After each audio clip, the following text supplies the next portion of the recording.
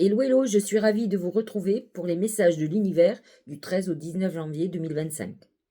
Cette semaine, vous verrez beaucoup d'aspects, donc une semaine chargée en énergie, en vibration, et nous démarrons la semaine par la pleine lune, bien sûr, en Cancer. C'est une pleine lune qui, vous le savez, je l'aime beaucoup. C'est une pleine lune très positive sur beaucoup de choses. En tout cas, c'est une lune de guérison. Alors, elle est à 24 degrés du Cancer et en opposition avec le Soleil à 24 degrés du Capricorne, bien entendu. Elle va toucher particulièrement, bien sûr, les Capricornes et les Cancers et encore plus les derniers décans. Mais elle va aspecter positivement les signes d'eau, Scorpion, Poisson, et les signes de terre, Vierge et Taureau. C'est une lune qui oppose le foyer, la famille, nos obligations de famille, l'harmonie dans la famille et nos ambitions. Pour certains, ça va être une lune où effectivement, on va se retrouver confronté, par exemple, à des soucis familiaux, des conflits. Des conflits peut-être qui ne sont pas ouverts, qui sont là depuis longtemps, des nœuds de famille. La plupart du temps, ça passe par un héritage. Donc il peut y avoir autour de cette pleine lune, ou en tout cas elle peut être le déclencheur, puisque les pleines lunes sont souvent des points de démarrage aussi, ou d'explosion.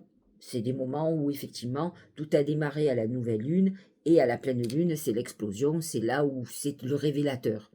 Et donc cette pleine lune en Cancer peut amener quand même certains, faire ressortir certaines problématiques de famille qui sont sous forme d'argent, sous, c'est pas sous forme, sous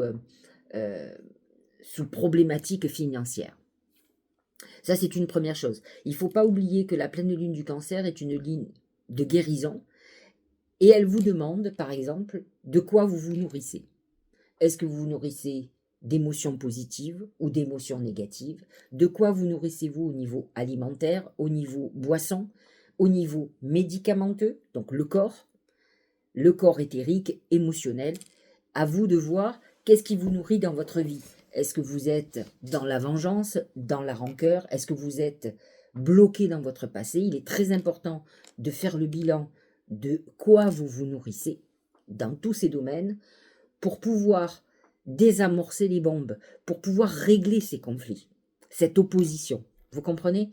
Le Capricorne est un signe de rigueur, de détermination. Le Cancer est beaucoup plus dans la complaisance, dans le cool, dans la douceur, alors que le Capricorne est beaucoup plus dans la dureté. Donc voyez où vous êtes très complaisant pour vous-même et où vous devriez être beaucoup plus dur. À vous de voir ce qui est très important pour vous. Vous allez être confronté au passé, à votre mémoire, aux questions familiales, je vous l'ai dit, et domestiques, donc ça peut être aussi lié au couple. Il ne faut pas oublier que cette pleine lune en Cancer est en conjonction avec Mars, qui actuellement est en Cancer et en dernier degré. Un Mars qui est rétrograde en plus, donc il nous fait replonger encore plus dans le passé. Lorsqu'il est rétrograde, il repart en arrière. Et donc c'est ce retour au passé. Pluton aussi qui est opposé. Pourquoi? Parce que Pluton est au tout début du Capricorne. Donc il n'est pas très loin de la fin du Capricorne. Je ne sais pas si vous avez compris. Pluton est au tout début du Verseau. Il est entre 0 et 1 degré à peu près. Donc il est à 3, 4 degrés, 5 degrés, puisque le Soleil est en Capricorne à 24 degrés. On va dire qu'il a 6, 7 degrés.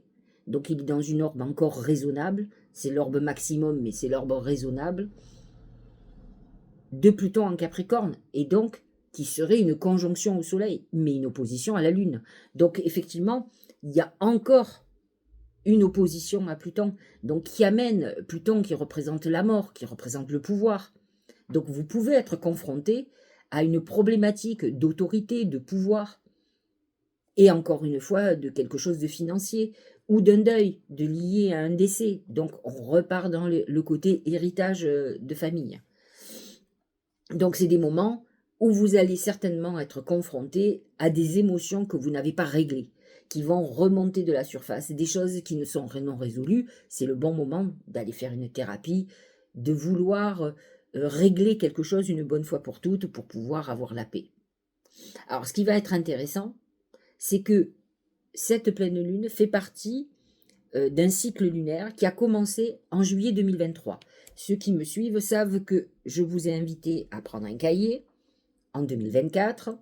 Nous sommes en 2025, vous devez avoir votre cahier 2025, où vous allez marquer pleine lune du Cancer. Vous allez faire vos vœux, on peut faire des vœux en pleine lune, mais surtout, ce qui va être intéressant, c'est de revenir en arrière, d'aller voir si vous avez fait un cahier en 2023, de regarder au mois de juillet les événements qui se passent. Par exemple, là, nous sommes à la pleine lune. Notez les événements, ce que vous vivez en émotion, les conflits, les trucs de famille, les domaines dans lesquels je vous donne et les domaines qui ne sont pas là. Mais notez-vous, c'est intéressant de pouvoir revenir voir les évolutions. Et donc, ça a commencé en juillet 2023. Et la deuxième étape a été le 15 avril 2024. Alors là, vous prenez votre cahier, vous retournez au 15 avril 2024 et vous regardez ce qui s'est passé. S'il y a eu un événement notable. Et là, vous allez comprendre l'évolution, la progression de l'événement. Hein, c'est très important de le voir, de s'en rendre compte. Hein, c'est primordial. Alors, voilà pour, en gros, cette pleine lune. Nous avons en même temps un aspect très, très bon, très positif, qui est un trigone Soleil-Uranus. Alors, ça nous amène à une ouverture d'esprit. Ça nous amène quand même, vous le savez, avec Uranus, c'est toujours l'imprévu. Il peut se passer un événement imprévu, très important. Ce trigone Soleil Capricorne, bien sûr, Uranus, je vous ai dit, cette pleine lune est quand même très en harmonie avec Uranus, avec Neptune, puisqu'elle est en trigone la lune, mais le Soleil en Capricorne est en trigone avec Uranus, qui est en Taureau. Et la lune en Cancer est en harmonie avec Uranus aussi, hein, donc le Cancer est en harmonie avec le Taureau. Donc ça va nous amener peut-être une expérience nouvelle, un événement brusque, très positif, hein, une très belle intuition. On peut avoir des visions de notre avenir, on peut avoir des perceptions. C'est un bon moment pour faire les projets, par exemple. Hein.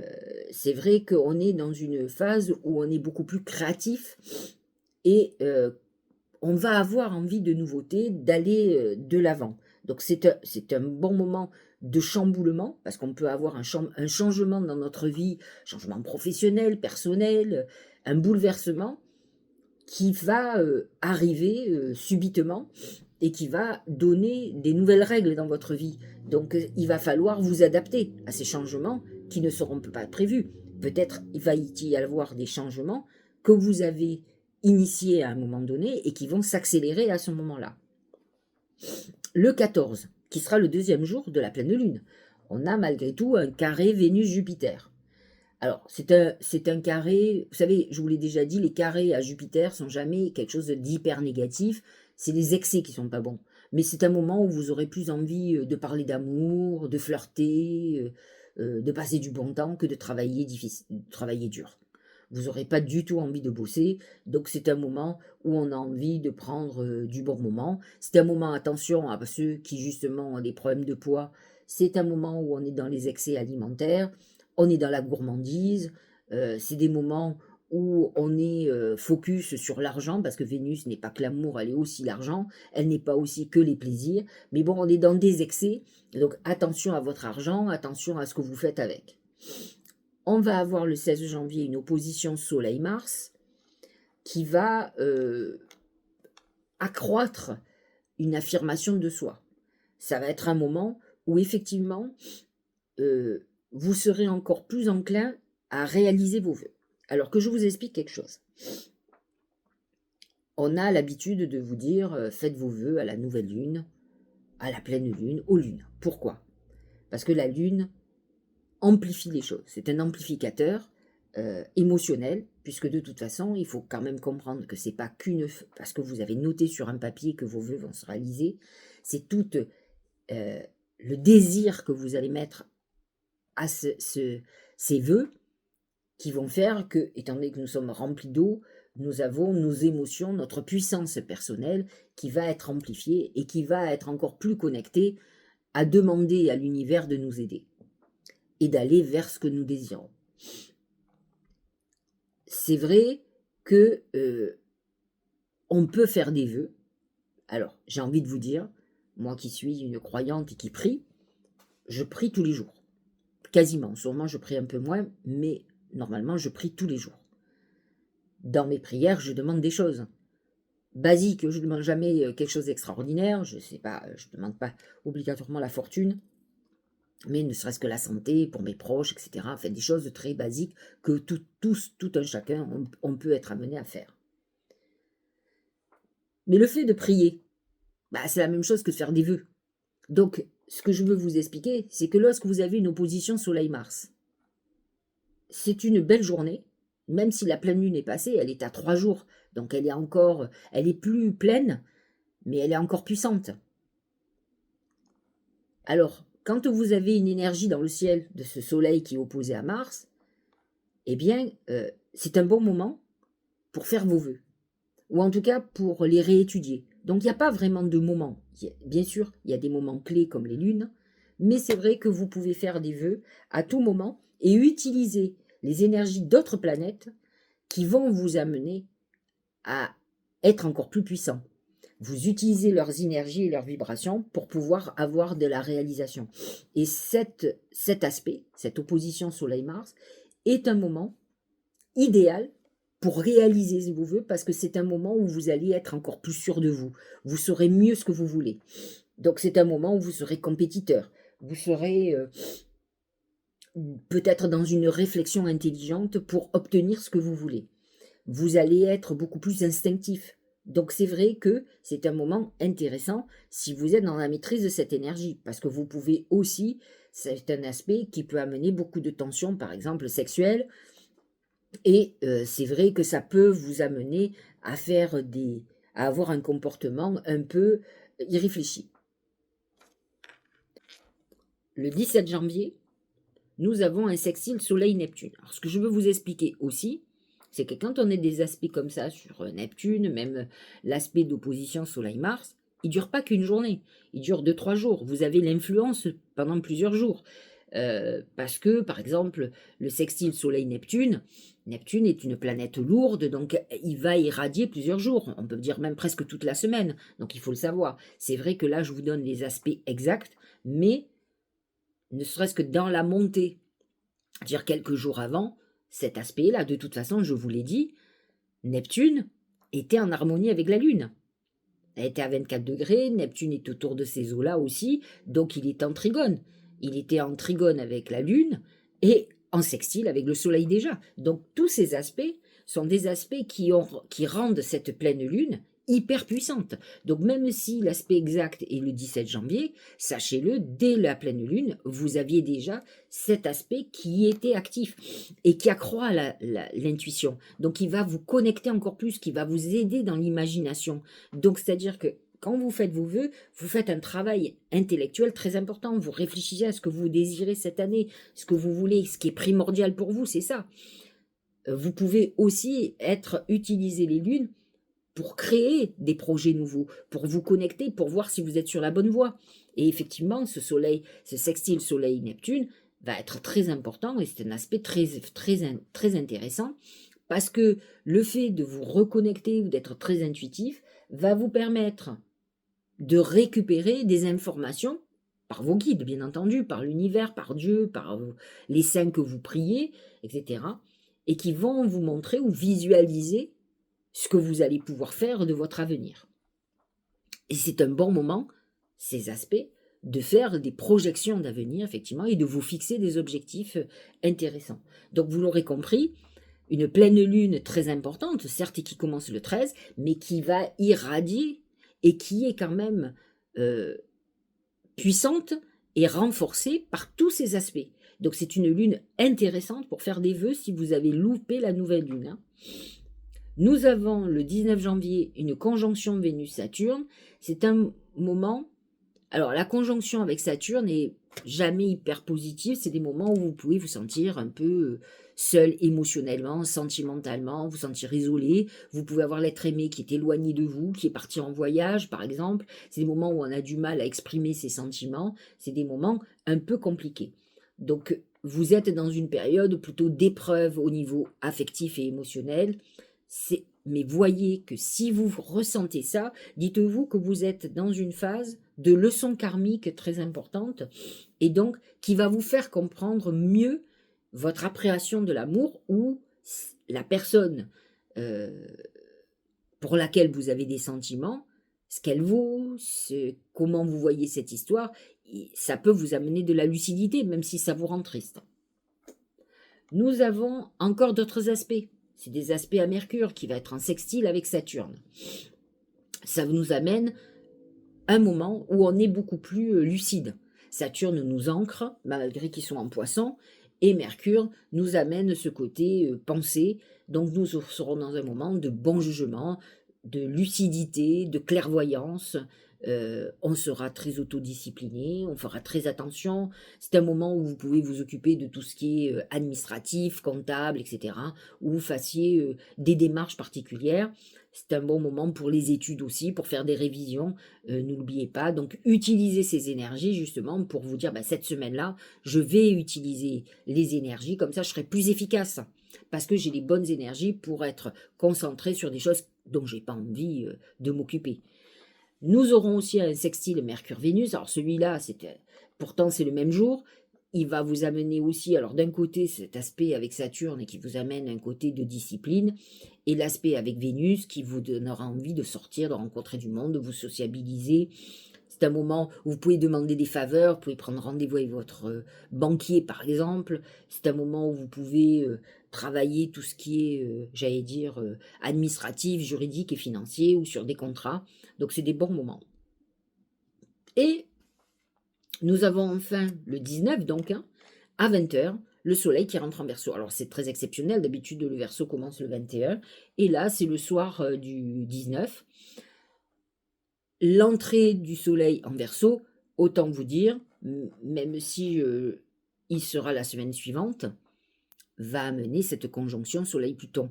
Vous allez le sentir, puisque Pluton quand même irradie sur plusieurs jours, et donc effectivement, vous allez sentir une transformation. Vous pouvez avoir l'envie de tout envoyer péter, on va dire. Il faut savoir quand même qu'avant la renaissance, il y a la mort, donc il peut y avoir quelque chose qui se détruise dans votre vie, qui s'arrête, mais pour mieux renaître. Alors ça peut être quelque chose à l'intérieur de vous. De toute façon, il y a une notion de pouvoir, mais ça je vous en parlerai la semaine prochaine, lorsque le soleil sera vraiment conjoint. Mais en tout cas, c'est une période où effectivement vous allez sentir le besoin de changer des choses en profondeur, et toujours cette notion de pouvoir qui suit Pluton de toute façon. Alors le Verseau est un signe de rébellion qui se bat pour sa liberté, liberté de penser, liberté, c'est un signe progressiste, innovant, futuriste, mais qui a besoin de liberté, qui peut avoir des très belles idées et qui réfléchit sur le collectif pour faire avancer les choses. Voilà pour cette semaine au niveau de l'astrologie. On va regarder ce que les oracles ont à nous dire. C'est amusant. On nous parle de la Lune. Alors, la Lune représente donc les émotions. Elle représente effectivement tout ce qui concerne les rêves, l'imaginaire et vos vœux. Et donc, elle vous dit, ne loupez pas cette pleine lune. Elle est hyper puissante. C'est une pleine lune qui peut vous aider si vous êtes mal en ce moment, parce qu'elle va vous amener à voir de façon beaucoup plus claire ce qui ne va pas dans votre vie et ce que vous devez régler. Et après, ça sera tout bonus. Vous inquiétez pas, des lunes, il y en aura encore. Mais il est important de repartir sur des bonnes bases. On ne peut pas planter sur un terrain qui est en friche, où il y a encore des trucs qui sont dégueulasses. On nettoie d'abord le terrain, et à vous de nettoyer le vôtre. Donc, l'oracle nous parle de la Lune, il nous dit beaucoup d'intuition, beaucoup de connexion, une Lune en Cancer, le Cancer, la Lune est le Cancer rentré dans son domicile, la Lune dirige le Cancer. Donc effectivement, elle est hyper puissante en émotion, en intuition, en connexion spirituelle.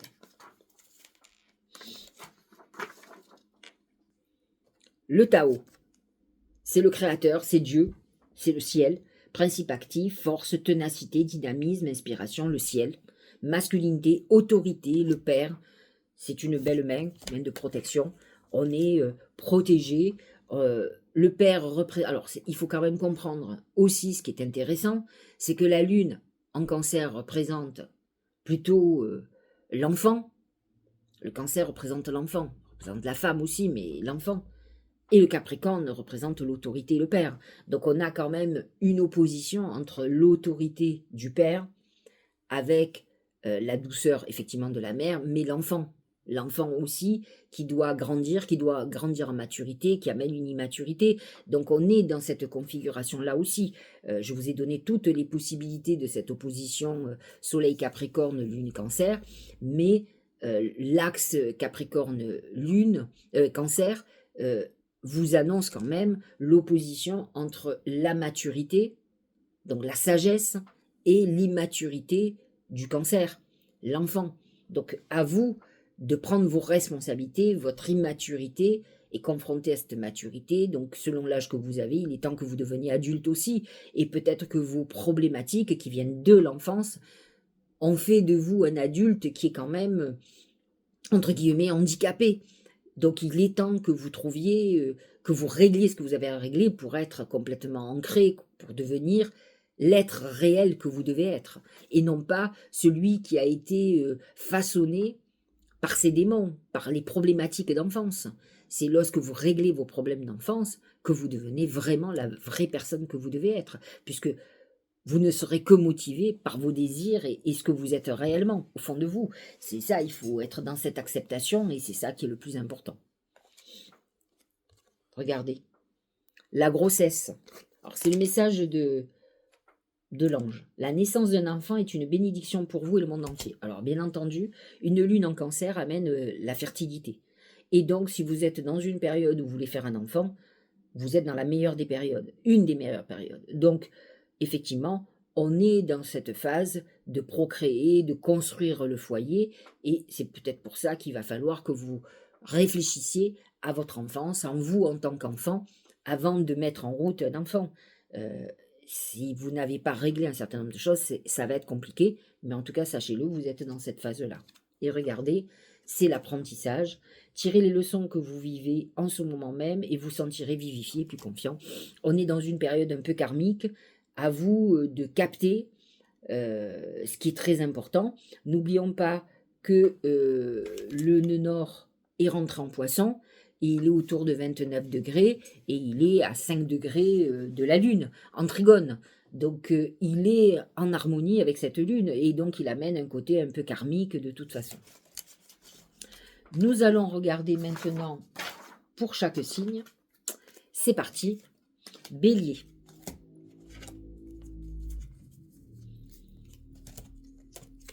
C'est la clé. La clé représente plusieurs choses. Elle représente la solution au problème. Donc cette semaine, vous aurez certainement la résolution d'une problématique très importante. Alors le soleil se positionne dans votre maison 10 et la lune dans votre maison 4. Donc effectivement, elle va parler, j'allais dire, du contexte familial et de vos ambitions. Donc à vous de trouver des solutions. La clé représente les portes qui s'ouvrent, les opportunités qui vont se créer. Vous êtes dans une semaine plutôt intéressante, plutôt faste, malgré que vous ne soyez pas en harmonie ni avec le Capricorne, ni le Cancer. Vous faites partie de ceux que cette pleine lune n'aspecte pas positivement, puisque le Capricorne et le Cancer sont en carré avec le Bélier quand même. Donc il peut y avoir une résurgence de problématiques familiales ou professionnelles et vous aurez besoin de vous reconnecter pour trouver des solutions. En tout cas, les solutions sont annoncées. La commissure des lèvres. Nutrition, santé, bien-être, apport aux autres, instauration de l'équilibre, sustentation du corps, de l'esprit, de l'âme. Vous faites partie de ceux où on vous dit de quoi te nourris-tu.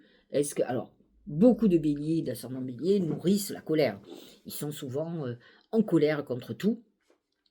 Ils aiment la guerre. Alors, il y en a, moi j'en connais qui n'aiment pas ça du tout, mais qui se retrouvent toujours confrontés à des situations pas possibles. Donc, à se nourrir de colère, c'est pas très bon. C'est même très négatif. N'oublions pas que Mars est en Cancer, Mars est votre planète dirigeante dans le Cancer qui est conjoint à la Lune. Donc effectivement, il y a peut-être un conflit familial, alors que ce soit votre famille et la famille que vous ayez créée, que ce soit avec des enfants, avec un mari, avec une femme, ou que ce soit avec vos parents ou avec vos frères et sœurs. En tout cas, il y a un conflit qui est là, qui peut faire que vous ayez quelques soucis de santé. Donc voyez les soucis que vous avez au niveau santé, et si c'est le cas pour vous, c'est que vous avez une problématique familiale, quelle qu'elle soit, je vous l'expliquais, ou professionnelle, qui est là et qui déclenche des maux chez vous. Donc il va bien falloir que vous preniez le taureau par les cornes et que vous changez votre vie. Taureau et ascendant taureau, c'est l'anneau. L'anneau, c'est l'engagement, c'est les contrats qui se signent. Alors, cette lune, cette pleine lune est très en harmonie avec vous, je vous l'ai dit. En plus, nous avons un trigone Soleil-Uranus, Uranus qui est dans votre signe, donc il touche quand même les derniers décans plus particulièrement, mais c'est un bon moment où il peut y avoir un engagement, que ce soit amoureux ou autre, que ce soit aussi quelque chose qui se signe, un accord, un contrat qui se signe. Vous êtes dans quelque chose qui peut être amené à être complètement soudain et qui change la donne pour vous. Attention, dans un sens négatif, vous pouvez aussi être dans un désengagement, donc une séparation, et il y a toujours cette notion avec Uranus de soudaineté, d'imprévu, de choses qui tournent du jour au lendemain. Le temps c'est Saturne, c'est Chronos. Constante, continuité, endurance, persévérance, maturité, renforcement, stabilité, engagement profond. On est dans l'engagement. Vous êtes, en fait, ce qu'on vous dit aussi par l'engagement et par la durée, par le temps, c'est que vous êtes dans une situation où il ne faut pas baisser les bras. On vous dit, vous vous êtes engagé sur une voie et il faut aller jusqu'au bout.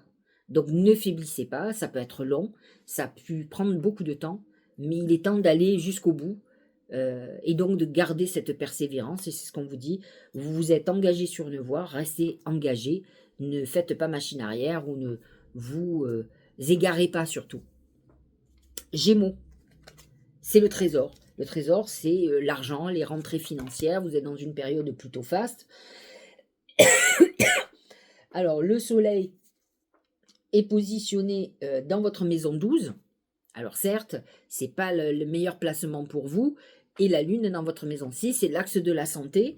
Donc, à vous de voir sur les excès parce que le trésor représente aussi les excès qu'on peut faire, alimentaires et autres, ou les excès de dépenses, ou tous les excès quels qu'ils soient. Le rassemblement, amoncellement, convergence, unification, assemblage, combinaison des forces, supériorité de l'ensemble par rapport aux parties. On est dans une période où on a besoin peut-être des autres.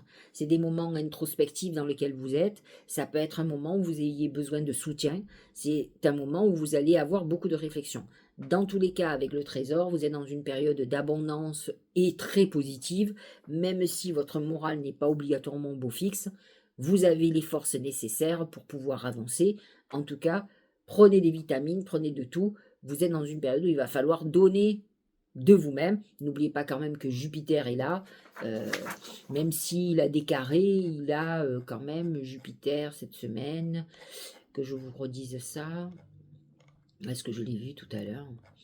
Des aspects sur Jupiter. Bon, il a un carré à Vénus, mais c'est pas très grave dans tous les cas.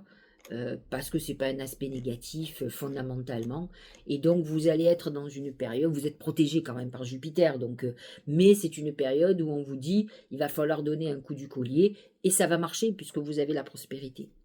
Le Cancer, regardez, c'est la baleine. La baleine, dans l'oracle magique du mar de café, représente le Cancer. C'est la maternité, c'est la fécondité, c'est vraiment cette lune en Cancer. Donc on est complètement, elle est dans votre maison 1, elle vous représente, elle représente votre nature aimante, maman. Hein, si vous êtes un homme, côté paternel, protecteur. Et donc on est dans une phase où effectivement, peut-être il faut que vous réfléchissiez vos rapports avec vos parents, mère particulièrement, et vos rapports avec vos enfants en tant que mère, par exemple, ou père, hein, bien entendu.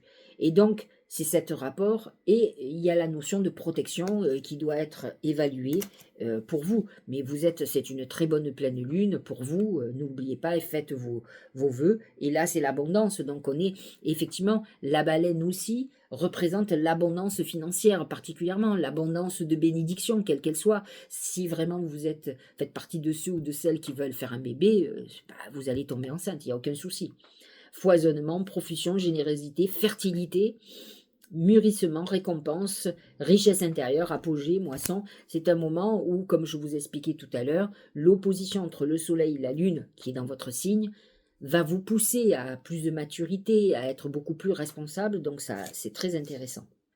Le lion, c'est le papillon. Le papillon amène une phase de transformation physique, mentale ou autre, des moments où on se sent beaucoup plus léger, où on a envie de légèreté, de passer du bon temps. Vous n'êtes pas c'est pas une mauvaise lune pour vous, mais le cancer quand même est positionné dans votre maison 2. Le cancer dans votre maison, je dis des bêtises, hein, dans votre maison 12, et donc effectivement, c'est beaucoup moins intéressant pour vous. Voilà. Donc, mordre à travers, c'est un moment où vous allez devoir partir dans un accomplissement, dans des actions très importantes. Hein.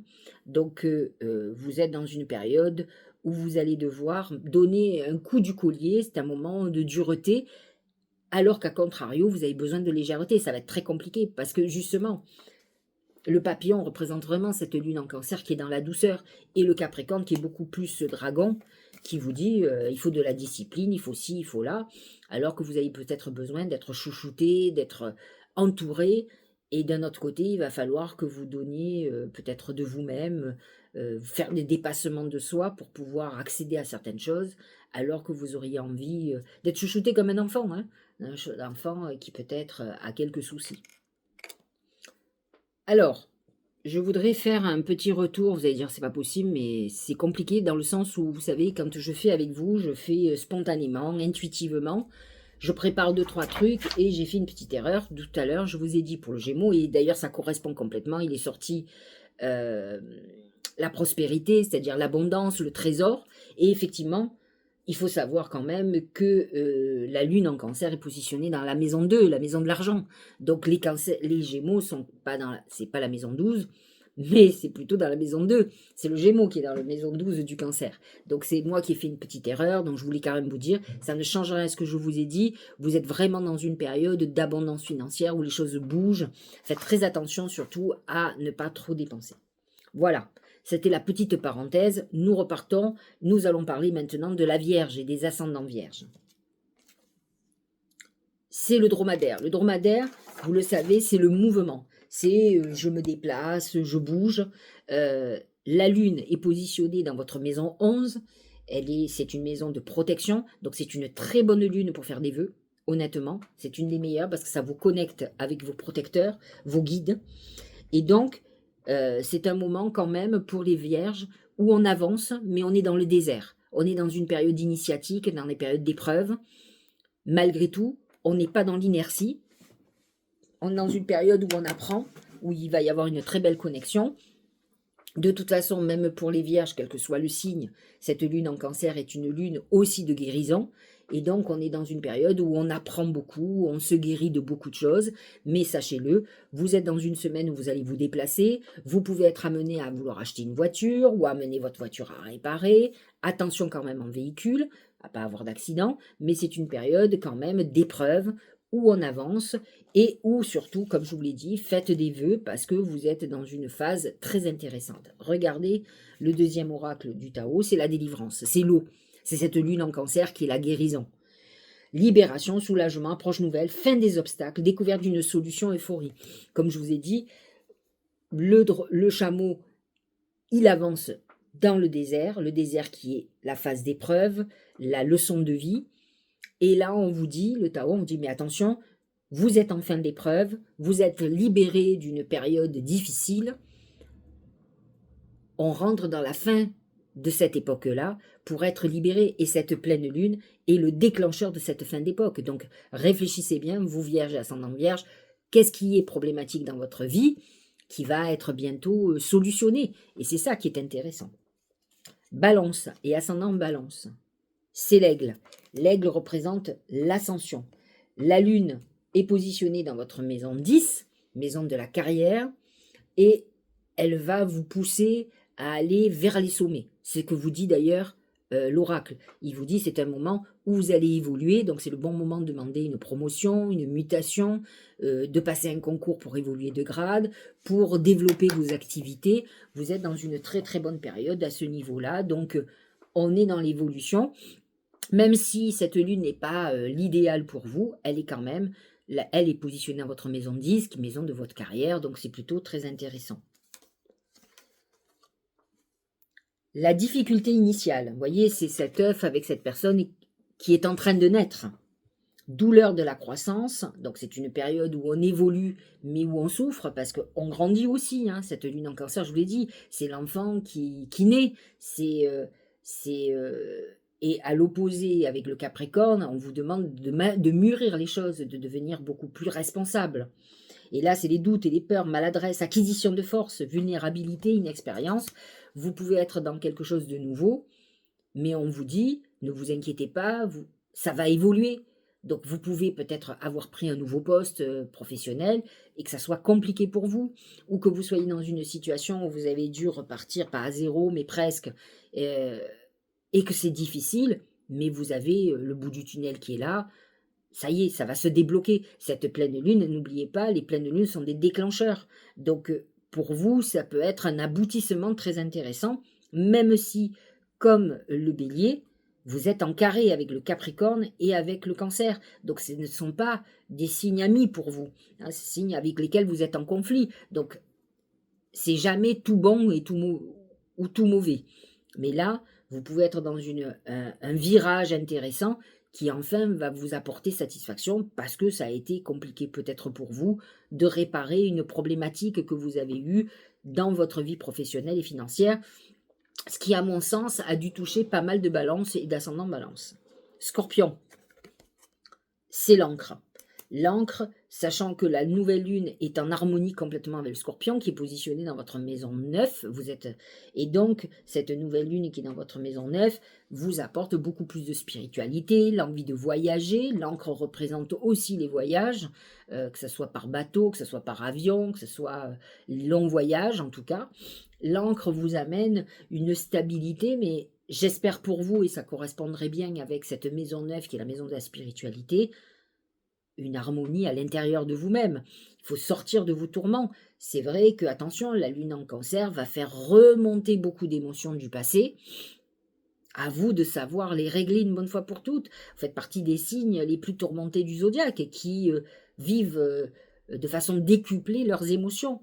Et donc, c'est d'autant plus destructeur pour vous. Donc, l'encre vous amène ce côté beaucoup plus aligné avec vous, beaucoup plus stable, mais il peut amener aussi une instabilité parce qu'on est aliéné par ces démons. Donc, à vous de vous en libérer. C'est le thème parfait de cette pleine lune, qui en plus est très positif pour vous. C'est un bon moment où vous aurez envie peut-être de reprendre des études, de changer les choses parce que vous êtes dans une situation peut-être professionnelle qui ne vous convient plus, qui n'est pas assez payante pour vous, et donc vous allez vous remettre en question. La modestie, c'est quelque chose qui n'appartient pas vraiment aux scorpions, ils ne sont pas du tout modestes. Alors, on va me taper dessus, mais ils ne s'en rendent peut-être pas compte, mais ils ont un côté où ils sont très sûrs d'eux et de ce qu'ils valent. Tant mieux, à la limite, il vaut mieux ça que l'inverse. Mais il faut arriver à trouver un juste milieu, et c'est ce que vous dit l'oracle, vous dit, attention, soyez un petit peu plus modeste.